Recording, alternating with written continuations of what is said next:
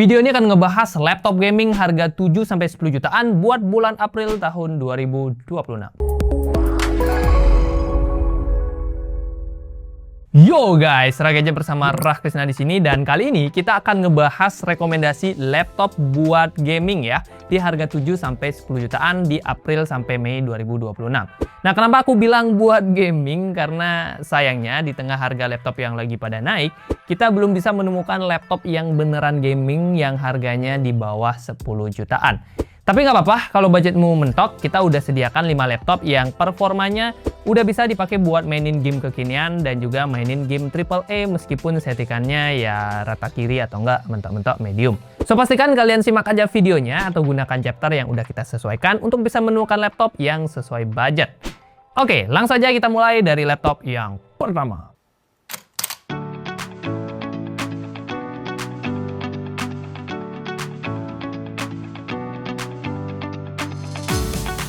Laptop untuk gaming 7-10 jutaan dibuka oleh Axio Hi-Fi AMD X6.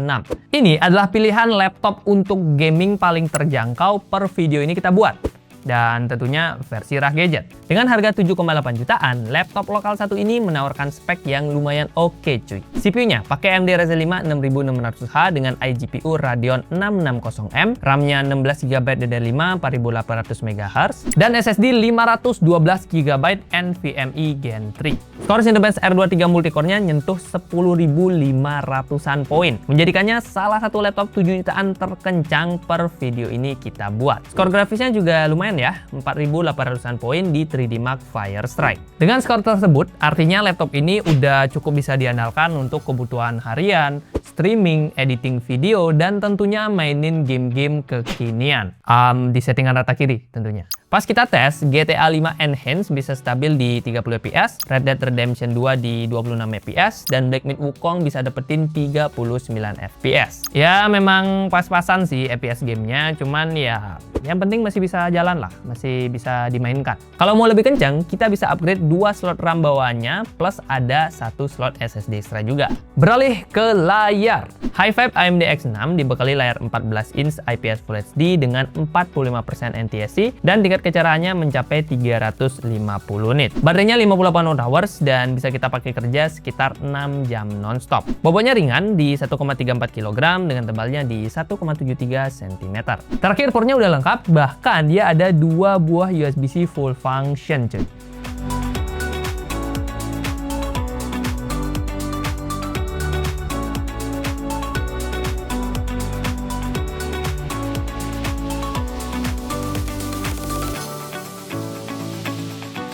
Laptop untuk gaming 7-10 jutaan selanjutnya adalah Infinix Xbook B14. Pesaing berat dari Axio Hi-Fi di nomor 1 tadi yang harganya cuma terpaut Rp100.000. Nah, di atas kertas, Infinix ini bisa menghadirkan spek yang tergolong lebih menarik. CPU-nya pakai AMD Ryzen 7 7735HS dengan iGPU Radeon 680M, RAM 16GB DDR5 4800 MHz, dan SSD-nya 512GB NVMe Gen 3. Gak cuma spek di atas kertas, hasil Cinebench R23-nya juga sedikit lebih tinggi di kisaran 10.900-an poin. Begitupun skor grafisnya, lebih tinggi di 5.800-an poin. So ya, Xbook B14 adalah pemenang yang mutlak. Ya nggak? Eits, belum tentu. Pas kita tes gaming, performa Xbook B14 justru mirip-mirip, bahkan sedikit di bawah Axio Hi-Fi. Di Axio, kita bisa dapetin 39 fps pada game Black Myth Wukong, sedangkan Infinix cuma dapetin rata-rata 27 fps. Tebakanku penyebabnya karena sistem pendingin di Axio itu lebih baik daripada si Infinix ini. Untuk fps lengkapnya bisa kalian cek aja di layar berikut ini.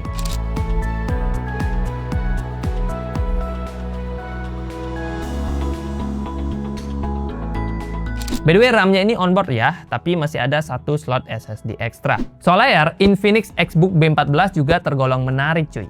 14 inch IPS Full HD Plus dengan 45% NTSC dan tingkat kecerahan standar di 250 nits. Standar bagus buat kerja atau nonton film. Laptop ini juga tergolong enak buat WFC-an karena bobotnya tergolong ringan banget di 1,16 kg dengan tebal ya 1,75 cm. Terus baterai 55 Wh-nya bisa kita ajak kerja hingga 8 jam pemakaian. Untuk portnya udah lengkap ya, ada USB-C full function, HDMI 1.4 sampai combo audio jack.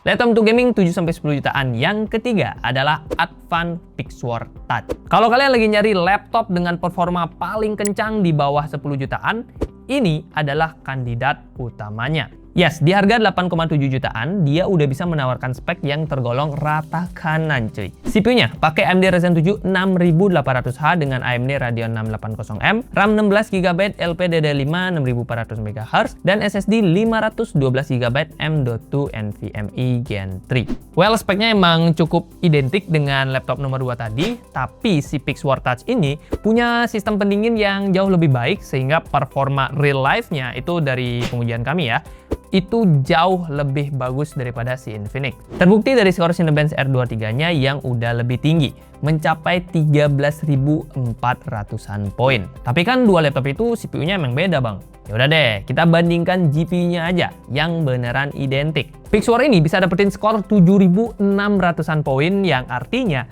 31 ya sekitar 31% lah lebih kencang dibandingkan si Infinix tadi. Gak heran kalau performa FPS gamenya juga lebih baik. Main GTA 5 Enhanced bisa dapat 65 FPS, Dynamic Wukong tembus 54 FPS, dan FPS game lainnya bisa kalian cek aja di layar berikut ini.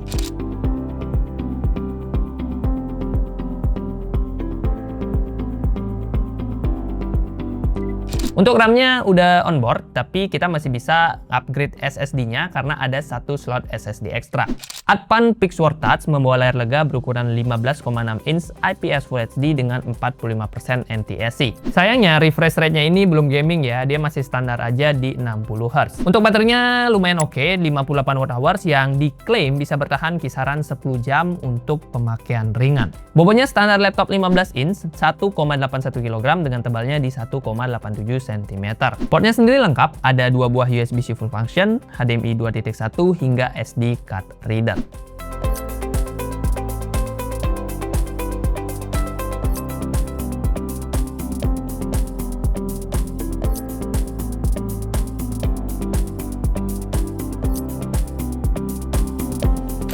Laptop untuk gaming 7-10 jutaan selanjutnya adalah Acer Aspire Lite 15. Lanjut ke harga yang lebih premium, dan kali ini udah menyentuh harga 10 jutaan cuy. Meskipun lebih mahal, spek yang ditawarkan tergolong worth it kok untuk kelas brand global. CPU-nya pakai AMD Ryzen 7 8840HS dengan iGPU yang udah kenceng Radeon 780M. RAM-nya udah dual channel, 16GB DDR5 4800 MHz dengan SSD yang juga udah kenceng, NVMe Gen 4 512GB. Dari spek yang serba rata kanan ini, Aspire Lite bisa mendapatkan skor 13.800-an poin di Cinebench R23 Multicore dan 7.800-an poin di 3D Mark Firestrike. So ya, dengan performa tersebut, laptop Acer 10 jutaan ini tentunya udah handal buat menghajar berbagai kebutuhan. Mulai dari yang ringan-ringan kayak bikin dokumen, sampai yang berat-berat kayak ngedit video atau 3D rendering. Untuk gaming, dia juga udah cukup handal cuy. Main Red Dead Redemption 2 bisa dapetin rata-rata 57 FPS, Forza Horizon 5 di 53 FPS, dan FPS game lainnya bisa cek aja di layar berikut ini.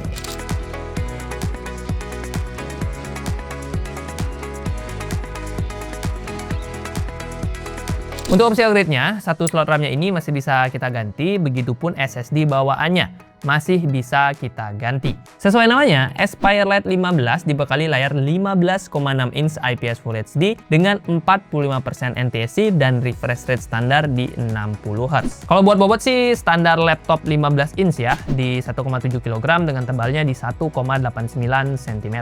Baterainya 53 Wh dan bisa dipakai kerja kisaran 10 jam. Terakhir, portnya lengkap dengan USB-C full function, HDMI 2.1 dan micro SD card reader.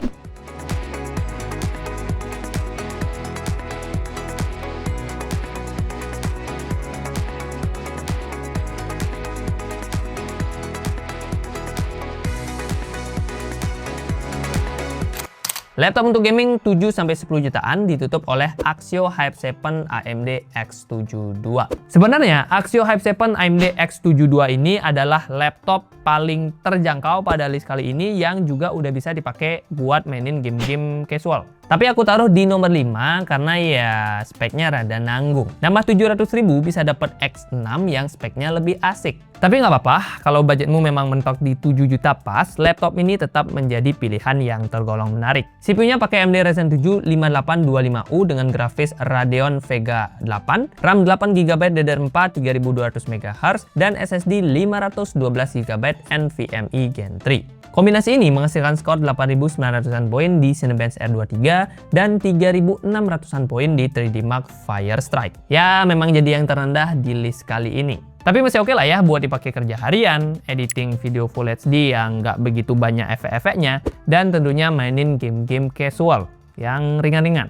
Nah, kalau mau gaming yang nyaman, aku sangat menyarankan untuk upgrade RAM-nya menjadi dual channel. Mumpung masih ada tuh, 1 slot RAM ekstra. Mau sekalian ganti SSD juga bisa ya, Pak. Kalau udah gitu, bisa ada tuh. Mainin game kayak GTA 5 Legacy di 60 fps, Naruto X Boruto di 53 fps, dan FPS game lainnya seperti biasa, bisa kalian cek aja di layar berikut ini.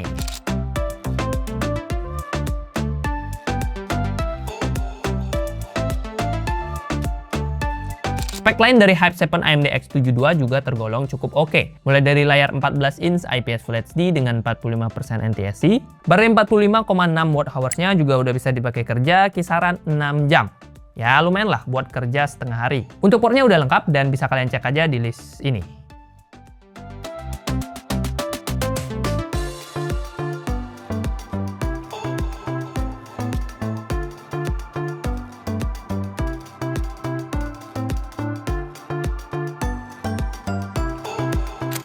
Yo guys, itu dia 5 laptop untuk gaming di harga 7-10 jutaan yang bisa kita rekomendasikan buat bulan April sampai Mei tahun 2026. List dari 5 laptop tadi bisa kalian cek aja di keranjang YouTube Shopping yang ada di pojokan video atau deskripsi video. Dan informasi penting yang ada di sana adalah harga terupdate. Karena per video ini dibuat dengan kalian nonton videonya ya, karena waktunya berbeda, bisa jadi harganya juga udah berubah. Ya semoga lebih murah ya, jadi silakan cek aja keranjang YouTube Shopping dan siapa tahu ada promo juga di keranjang tersebut. Nah kalau kalian masih punya pertanyaan, masukan atau apapun silahkan drop juga di kolom komentar ya.